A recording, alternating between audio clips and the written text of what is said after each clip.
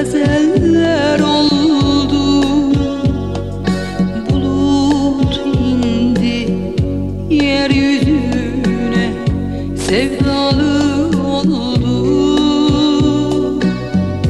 Bir avuntu, birazı keder, böyle bize neler oldu.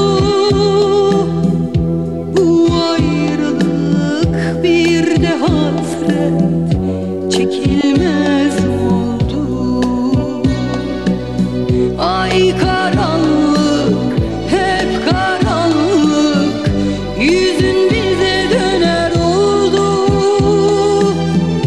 Bir ihtimal daha vardı, felaket oldu. Gitme, gitme, gitme, kal bu şehirde.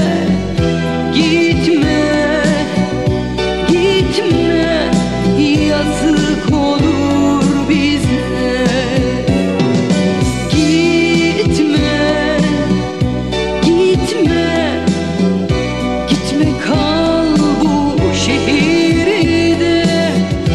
Gitme, gitme, yazık olur bize.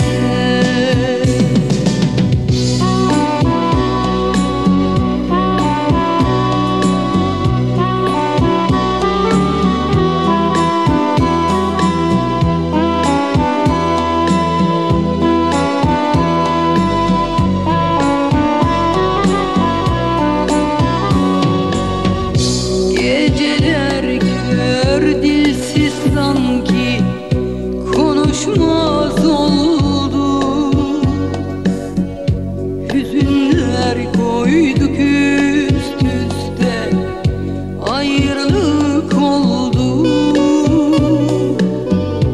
Bir avuntu, birazı keder, böyle bize neler oldu.